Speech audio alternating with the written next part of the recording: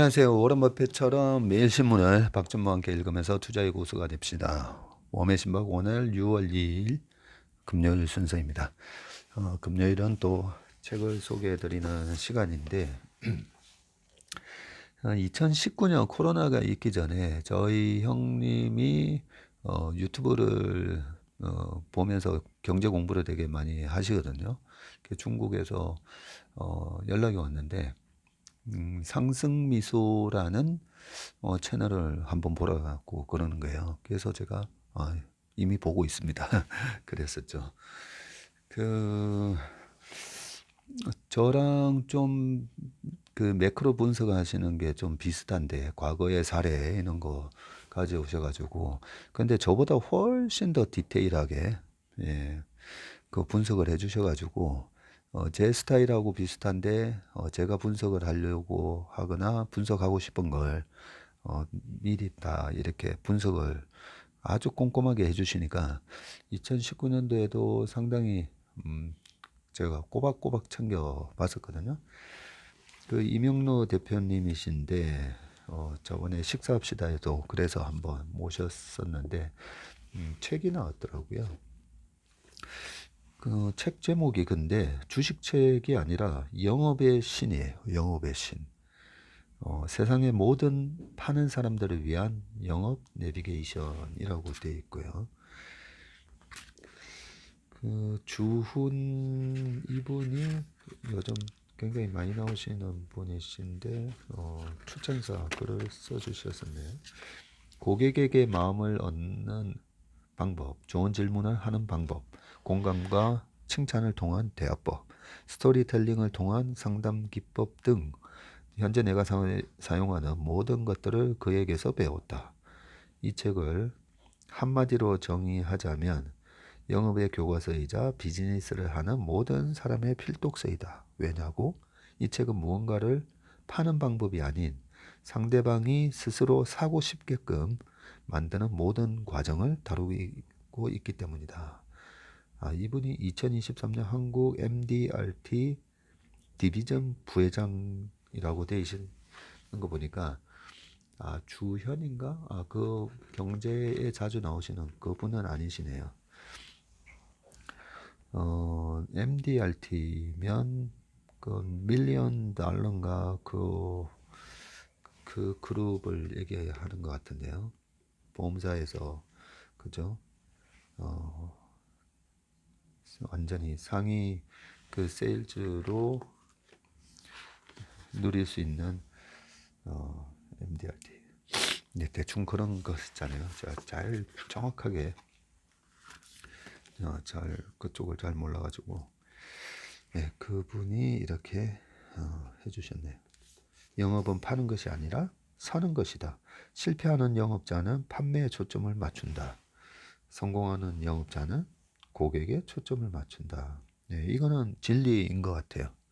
네, 항상 고객의 저희도 마찬가지죠. 저희도 고객의 수익률을 위해서 오늘 아침에도 뭐 증권사랑 미팅을 하긴 했지만 일단 고객의 수익률을 높이기 위해서 저희 같은 경우에는 매매 수수료도 사실 증권사 간에 경쟁을 시켜가지고 업계 최저 수수료를 제공하겠다고 하는 증권사랑 일을 하거든요. 그러다 보니까 이제 좀 큰 증권사에서 좀 싫어할 수밖에 없습니다. 큰 증권사들이 매매 수수료를 좀 잘 안 깎아주거든요.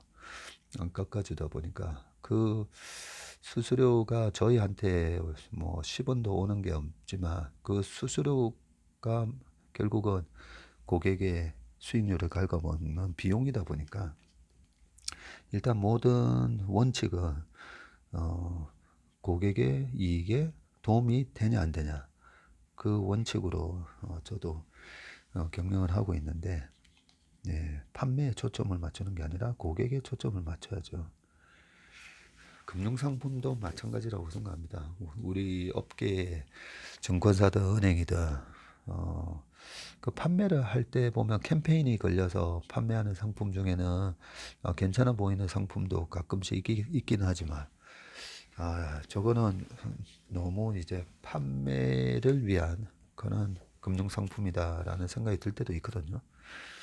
예, 그런 측면에서 영업의 신 이명로 대표님이 지으신 책 한번 보시기 바라겠습니다. 네, 기사로 이제 가보겠습니다. 오늘 중앙일보고요. 남은 건 카카오 94% 독시, 타다 합법까지 4년, 혁신 망가졌다. 예, 이렇게 돼 있는데 제가 이때까지 바보같이 계속 이 핸드폰에서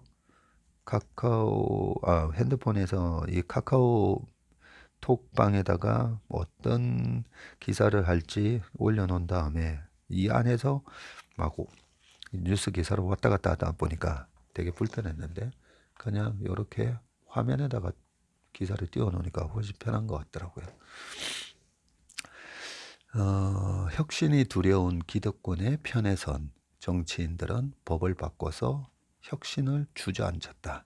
기사 포함 렌트카 타다 베이직이 불법 논란에 종지부를 찍은 1일 이재용 전 소카 대표는 페이스북에 이런 글을 남겼다.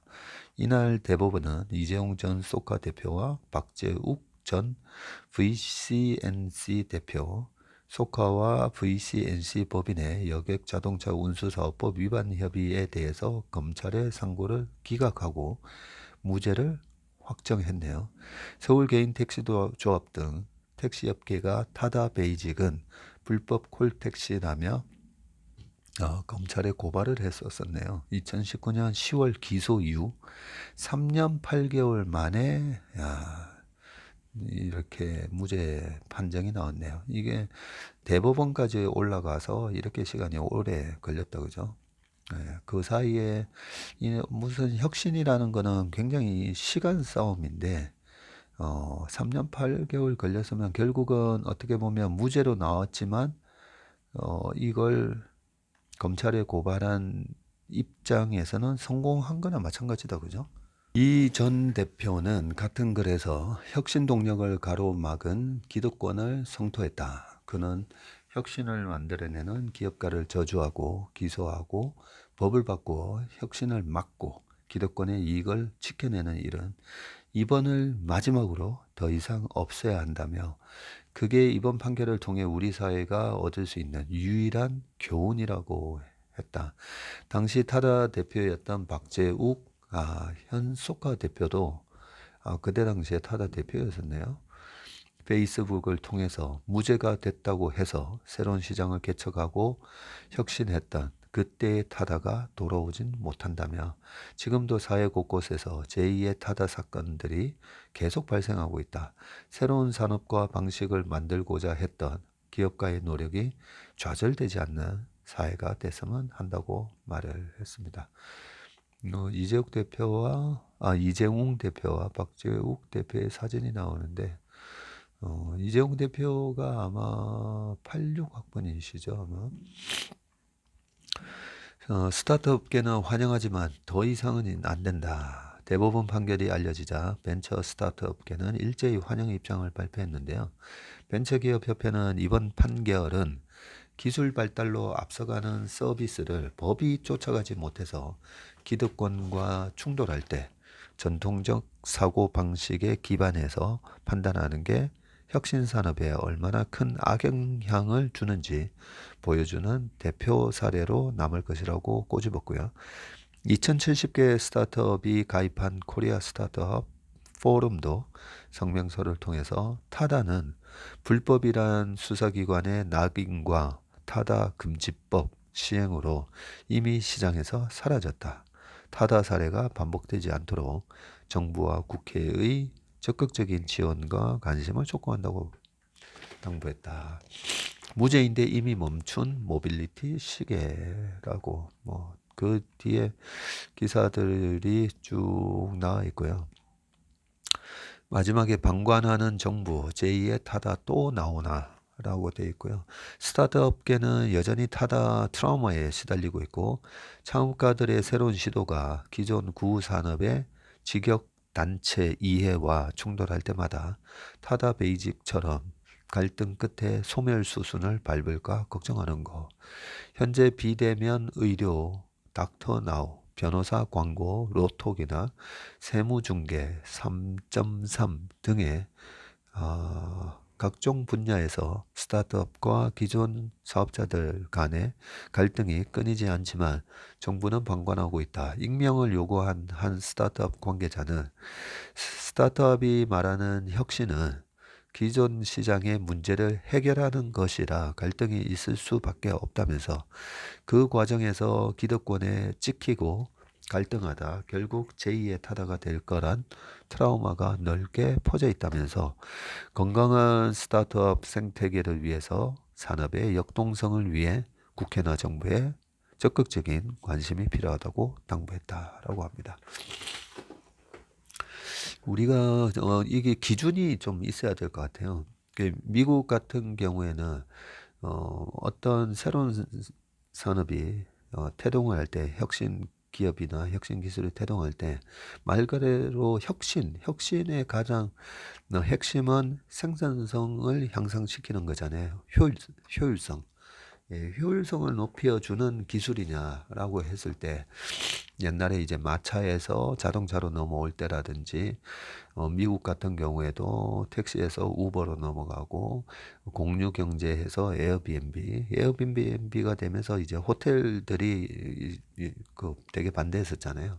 우리나라도 지금 그런 것들이 좀 남아 있지만 그런 부분에 있어서 이제 정치권에서는 이제 기득권의 표가 혹시나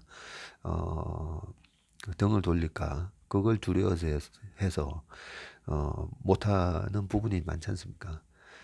그런 부분에 있어서는 정부에서 너무 표를 의식하는 정책이 되면 이런 혁신들이 일어날 수가 없는 거잖아요, 사실.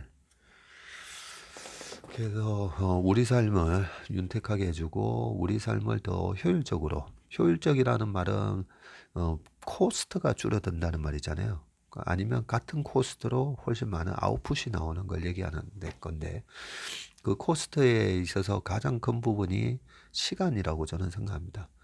그런 측면에서 타자기를 치다가 컴퓨터를 하니까 워드 프로세스를 쓰니까 너무 좋잖아요. 오타가 나와도 바로 다시 하고 요즘은 오타를 쳐도 자동으로 이렇게 착 바뀌어버리잖아요. 그런 거 보면 지금 예전에 타자기를 쓰던 거랑 그 효율적인 면을 해보면 엄청난 그 발전이 있었던 거 아닙니까? 그죠? 그런 측면에서 저는 좀 기준을 세워서 이거는 우리 삶의 효율성을 높여주는 기술이다. 아니면 그런 비즈니스다 하면 좀 과감하게 채택을 하는 그런 정부 정책이 있었으면 합니다. 그 다음 기사 보겠습니다. 조원경 교수님이네요. 어제 저랑 식사합시다를 찍었는데요. 조원경의 돈의 세계, 립스틱 지수와 K뷰티라는 기사입니다. 립스틱 지수, 요거는 이제 경영학과나 경제학을 하신 분들은 아마 자주 들었던 이론일 텐데요. 기사를 한번 그 칼럼을 한번 읽어보겠습니다. 경제가 어려워도 판매가 증가하는 상품이 있다. 네, 1930년대 대공황과 2001년 9.11 테러 때 립스틱 판매는 증가했다. 올해 립스틱이 잘 팔리는 게 경제에 좋은 징조가 아니라고 독일 일간지 독일의 소리가 진단을 했다. 값비싼 옷을 사거나 헤어스타일을 바꾸기 어렵다면 $30 명품 립스틱으로 만족할 수 있다. 미국 화장품 회사 에스틸로드는 2001년 이 풍조를 지수화해서 립스틱 지수를 발표했다. 립스틱 지수라는 게 실제로 있네요. 이후 립스틱 판매량은 경기를 판단하는 지표가 됐고요. 마스크까지 벗게 됐으니 립스틱 짙게 바르는 자유라도 누려야 하지 않을까. 립스틱 대신 마스카라나 파운데이션을 택할 수도 있다. 그래서였나? 올 4월 역사상 최고 주가를 쓴 화장품 회사가 등장했다. 중국 내 판매 둔화에도 고객 지역 제품 세분화에 성공한 프랑스 회사 로레알이다. 전년 동기 대비 15% 늘어난 1분기 최대 매출을 시현을 했네요. 2004년 3만 원도 안 된 LG생활건강 주가를 생각한다. 2021년 7월 178만 4천 원이란 사상 최고가 역사를 쓸 때 다들 입에 침이 마르도록 칭찬했다. 이제 17년 연속 성장이란 눈부신 자부심은 사라졌다.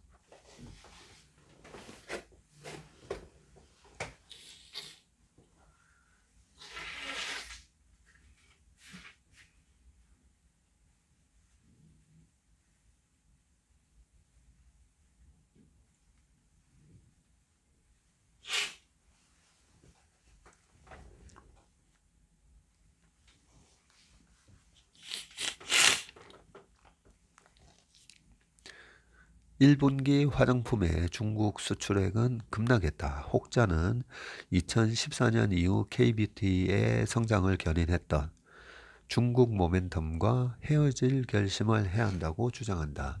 미국, 일본, 유럽 같은 대안시장을 모색하자는 것이다. 그런 해법은 섣부른 게 아닐까. 뷰티 1번지인 명동상권이 되살아나고 있다. 1월에서 4월 명동 신세계백화점 본점의 외국인 매출은 전년 동기 대비 12배가 늘었다. 와, 12배가 늘었어요? 중소기업 브랜드 발굴에 열을 다한 올리브영의 판매 약진이 가파르다. 우수한 상품과 적합한 채널만 구비된다면 중소기업도 외국인 고객의 마음을 사로잡을 수 있다. 누가 K뷰티를 아침에 피웠다가 저녁에 지는 나팔꽃에 비유하겠나. 증가할 요크의 기환과 차별화 전략으로 K뷰티 성공 신화가 재현될 꿈을 꿔본다. 아주 참 글이 짧으면서도 이 안에 참 많은 정보와 인사이트를 담고 계신다, 그죠?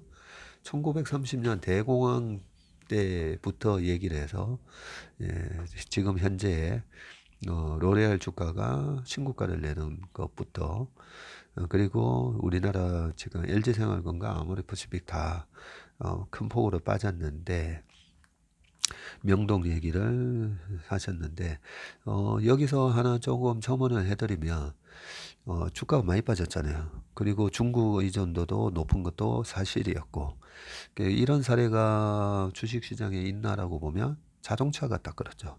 자동차가 저하정장세 때 2011년, 12년 그때 당시에 중국 북경 3공장, 4공장 이런 얘기하니까 최근에 그 2차 전지랑도 좀 비슷한 느낌도 드네요. 3공장을 하고 4공장을 언제 또 발표를 할 거다 이런 얘기가 그때 당시에 그러면서 뭐 3공장, 4공장 캐파 증설을 하면 그만큼 증설한 만큼 중국에서 이제 다 팔릴 거다라고 생각을 했었으니까요. 그러면서 그때 당시에 현대차 주가가 28만 원까지 가고 그런 와중에 또 2013년도에는 물론 이제 삼성동 땅을 3조짜리를 11조에 사면서 좀 무리수를 두는 그런 모습도 있긴 했었지만 결국은 중국 시장에서 지금 삼성전자의 핸드폰 점유율도 1% 미만으로 떨어졌고요. 북경 현대라는 게 존재는 하지만 완전히 중국에서 지금 현대기아차의 시장 점유율은 완전히 폭망했잖아요. 그럼에도 불구하고 유럽에서 그리고 미국에서 최근에 약진을 하면서 현대차가 다시 정고점에 돌파를 했지 않습니까? 그죠? 그런 걸 보면 이 화장품도 마찬가지라고 생각합니다. 중국 시장에서 잘 팔리다가 사라진 마스크팩 회사 같은 거 있잖아요. 네, 마스크팩 회사 같은 경우에는 결국은 사라졌어요. 물론 있긴 있습니다. 주식시장에 아직 남아있긴 한데 시가총액이 엄청 빠졌죠.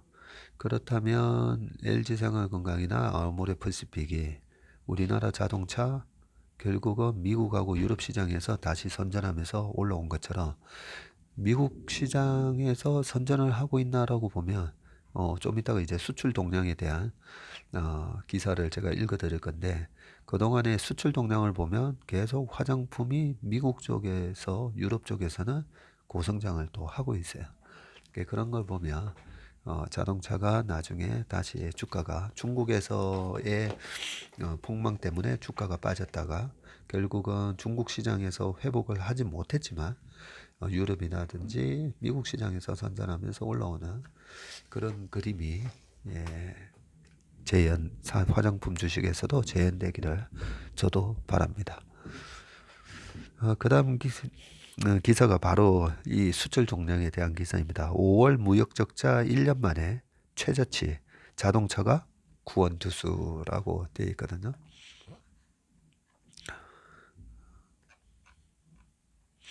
네, 한번 읽어보겠습니다. 21억 적자, 21억 달러 적자. 지난달 무역 적자가 1년 만에 가장 적은 규모를 기록을 했네요. 8개월째 수출 역성장이 이어졌지만 에너지를 중심으로 수입 감소세가 갈수록 커지고 있었으나 하긴 유가가 이제 떨어지고 그 유가도 보면요.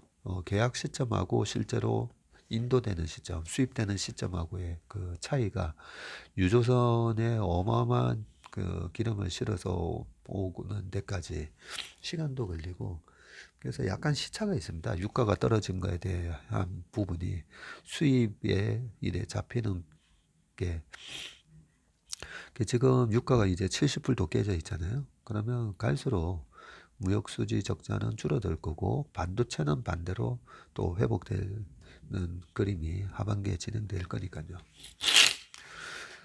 어쨌든 5월에 21억 달러 적자로 큰 폭으로 이제 줄어들었고요. 수입액이 수출이 522억 4천만 달러로 전년 동기 대비해서 15% 줄었고요. 수입액은 543억 달러로 같은 기간 14% 줄었네요. 조업 일수를 고려한 일평균 수출액 증감률은 마이너스 9.3%였는데 5월 한 달 동안 무역 수지는 21억 달러 적자를 기록을 했습니다. 지난해 3월부터 15개월째 마이너스 행진이 이어지고 있고요. 올해 누적 무역 적자 규모도 273억 5천만 달러로 늘었습니다. 한 35조 정도 적자입니다. 다만 긍정적인 신호가 있는데 이 그림표가 참 중요합니다. 제가 왜 이렇게 숫자가 나오는 거를 차트를 통해서 보는 걸 좋아하냐면요. 지금 절대 규모가 아직도 적자가 나고 있다는 게 중요한 게 아니라 최악의 상황을 지났는지 아니면 최고의 상황을 지금 지나서 꺾이는 거지. 어제 그 인플렉션 포인트 변곡점 얘기했었잖아요. 그죠? 그래서 최악의 상황을 지났나 안 지났나 이게 중요한 건데 월별 무역 수지 적자도 올 1월 달이 125억 3천만 달러로 최악이었었네요. 요때가 최악이었는데 그 다음부터 줄어들고 있고 이 부분을 주식시장은 기가 막히게 알면서 최악을 기록했던 1월 달부터 주식시장이 상당히 또 강하게 올라오는 그런 모습을 지금 또 보이고 있습니다. 결국은 주식이 항상 빠르고요. 그게 이러한 펀더멘탈한 변곡점을 미리 반영을 하면서 주식시장이 움직이고 있다. 그렇게 보시면 됩니다. 수출이 지난해 10월 마이너스 5.8%를 기록한 이후로 8개월째 지금 연속 내림세를 나타내고 있는데요. 15도의 주요 품목 가운데 반도체가 36.2%, 석유화학 마이너스 26.3%를 비롯한 13개의 수출이 줄었고요. 특히 1위 품목 반도체 수출은 메모리 단가 하락 등의 여파로 10개월째 뒷걸음질 치고 있습니다. 지난해 6월 3.35달러였던 디램 고정가는 지난달에 1.4달러까지 떨어졌고요. 다만 자동차 49.4%가 12개월 연속 증가세로 수출 버팀목 역할을 했고 일반 기계는 플러스 전환이 됐습니다. 중국을 비롯한 주요 6대 지역 수출은 모두 감소세를 보였는데요. 특히 대중국 수출이 12개월 연속 내리막을 지금 타고 있고요. 지난달 수입은 원유가 16% 줄었고요. 가스도 20% 줄었네요. 석탄도 마이너스 35%등 3대 에너지원에서 20.6% 급감한 영향으로 1년 전보다는 크게 줄었다라고 되어 있습니다. 예, 지금 그래프가 나오는데 수출과 수입 동반 감소세 이어져라고 되어 있고 수출하고 수입이 빨간색이고 수출이 파란색인데 이렇게 같이 보니까 좋네요. 1월, 2월에는 엄청 큰 폭으로 차이가 났는데 지금은 거의 이렇게 붙었네요. 갑자기 그런 생각이 듭니다. 수출과 수입이 이렇게 또 적자가 났다가 아니면 이 적자가 이번처럼 크게 난 거는 오랜만에 난 거였기 때문에 수출과 수입의 이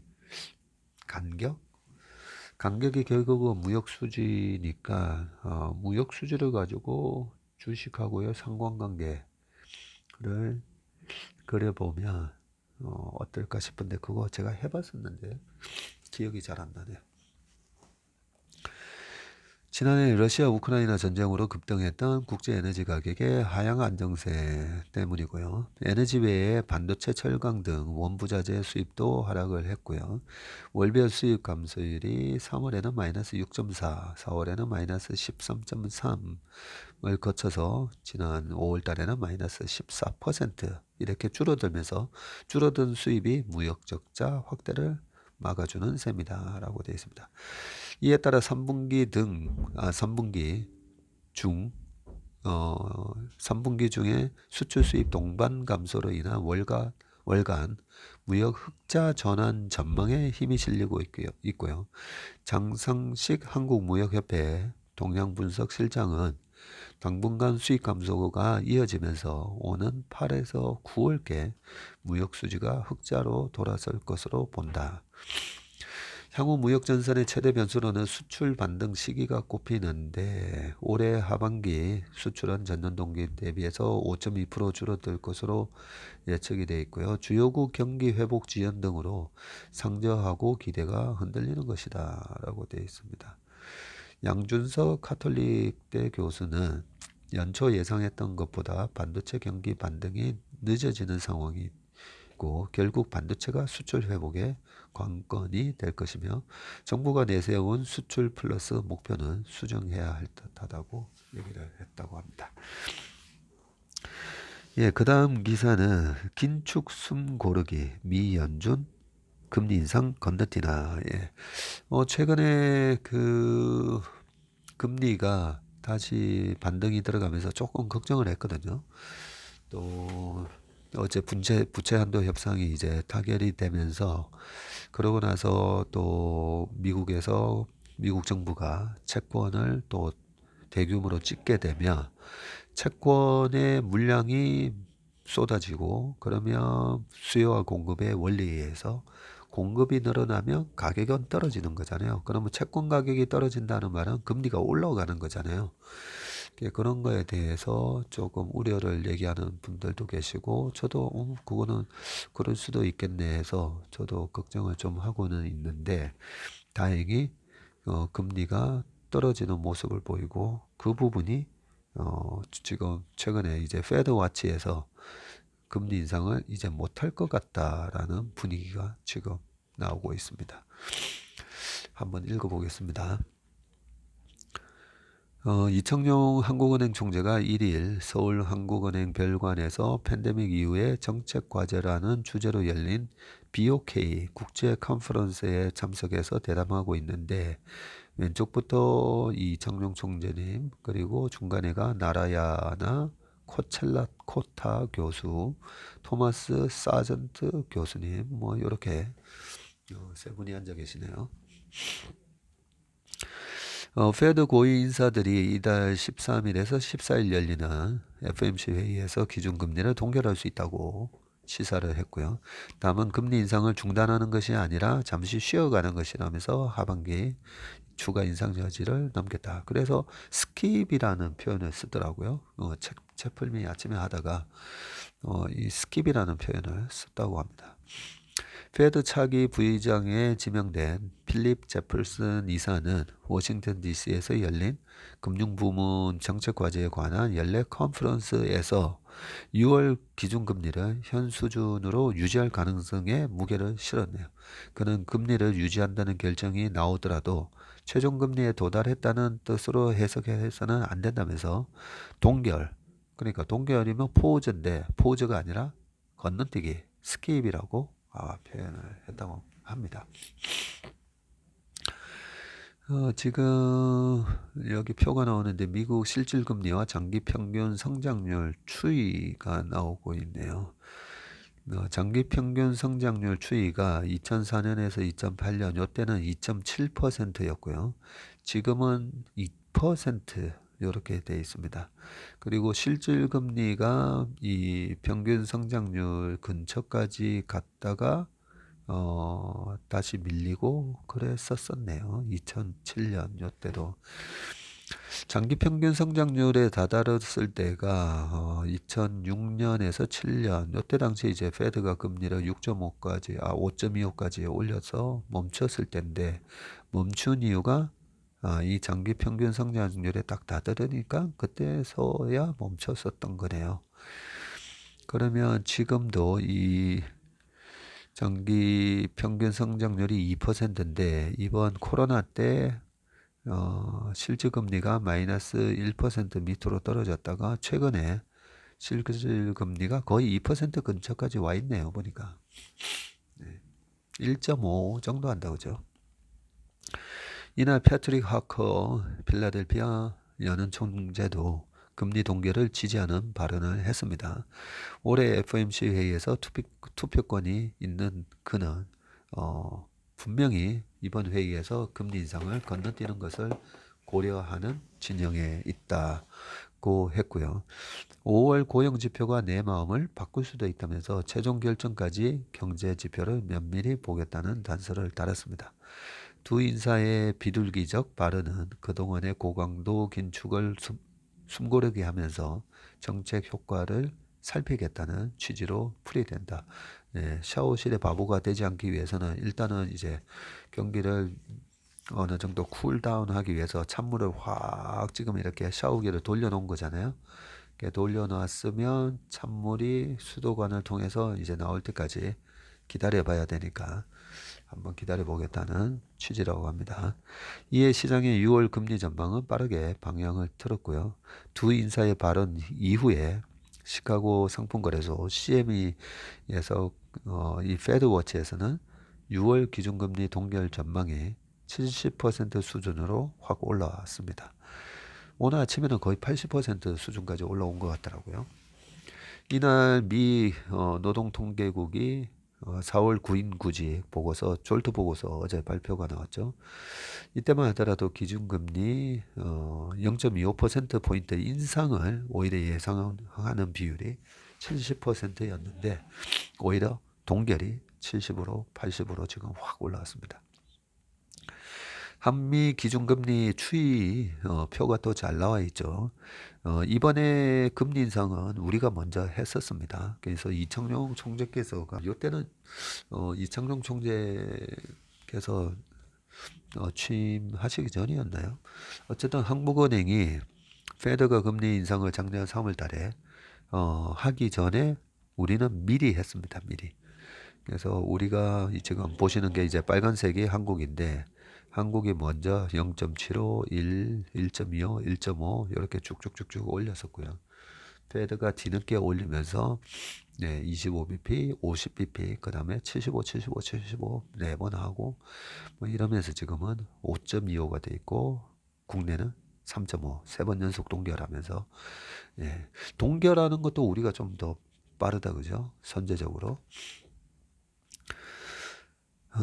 졸트 보고서에 따르면 4월 미 민간 기업의 구인 건수가 1,010만 건으로 집계가 됐고요. 그러니까 사람을 구하는 기업 잡 이 포지션이 오픈이 되어 있는 게 1010만 건이나 된다는 거죠. 예, 서울시 인구보다 더 많습니다. 지난 3월 975만 건에서 1000만 건대로 재지짐을 했고요. 오히려 또 늘어났다 그죠. 블룸버그 전망치 940만을 크게 웃돌았습니다. 페드가 주목하는 지표인 실업자 1명당 빈 일자리도 전월보다 늘어서 1.7개에서 1.8개가 됐어요. 예, 실업자 1명이 내가 일자리를 구해볼까 하는데 0.5개다. 그러면 실업자 2명이 그 한 자리를 갖고 싸워야 되는데 지금은 일자리가 거의 두 일자리가 한 명의 실업자한테 우리 회사로 오세요. 이런 상황이라는 거죠. 신종 코로나 바이러스 대유행 이전에는 1.2개였는데 이것보다도 훨씬 웃돌고 있고요. 미국의 4월 실업률은 3.4%로 역사적으로 낮은 수준을 기록하고 있습니다. 고용시장 화랑은 인플레이션의 상방 압력을 가하는 요소로 지금 꼽히고 있고요. 하지만 이날 나온 페드의 경기 동향 보고서 베이지북은 미국의 고용과 인플레이션이 둔화 조짐을 보인다고 진단을 했고요. 일부 지역에서는 수요 약화와 경기 불확실성으로 민간 기업이 고용을 동결하거나 인력 감원에 나섰다고 전했습니다. 네, 미국 실업률 변동 추이도 아주 잘 나와 있습니다.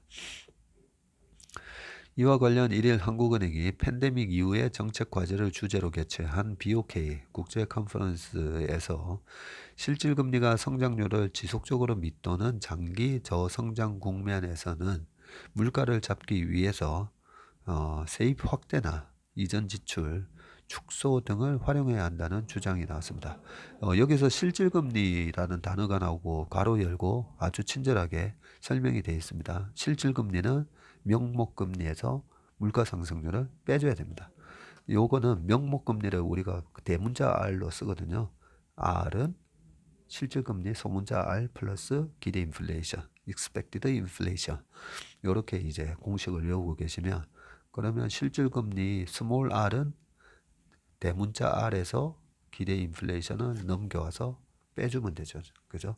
명목금리 빼기 기대 인플레이션은 실질금리 이렇게 생각하시면 됩니다. 미네아폴리스 연방준비은행 총재를 지낸 나라야나 코첼라코타 로체스 아까 그 교수님이 누군가 했더니 미네아폴리스 연은 총재를 지내신 분이셨네요. 지금 로체스터 교수를 하고 계시네요. 기조연설에서 고인플레이션에 대해서 긴축적 통화 정책으로 대응을 하면 1차적으로는 현재 시점에 수요를 축소시키고 인플레이션을 낮추는 효과가 있다면서 하지만 가계가 보유하고 있는 정부 채권의 이자 수익이 증가하면서 오히려 미래 수요를 자극하고 인플레이션을 상승시킬 가능성이 있다고 하셨습니다. 그러면서 고인플레이션에 대해서 이전 지출 축소 등 긴축 재정으로 대응할 경우에는 가처분 소득 감소를 통해서 현재 소비와 인플레이션을 낮출 수 있다면서 또 이를 통한 정부 부채 축소가 미래 가계의 이자 수익을 동시에 감소시키면서 미래 수요도 축소하며 인플레이션을 억제하는 효과가 나타난다고 했습니다. 그는 인플레이션 대응책으로 공급망 개선을 통한 생산 비용 감축과 기업 간 경쟁 제고가 필요하다고 얘기를 했습니다. 마지막 기사는요. 반도체 전문가 페라리, 최고 경영자, 삼성전자 등 한국과의 협력 강화라는 기사가 있거든요. 예, 요 기사는 시간이 30초밖에 안 남았네요. 한번 읽어보시길 바라겠습니다. 예, 페라리, 반도체 전문가, 페라리, 최고 경영자, 삼성전자 등 한국과의 협력과 확대. 예, 읽어보시고요. 네, 이번 주말도 행복하고 건강한 한 주말 되시길 바라겠습니다. 고맙습니다.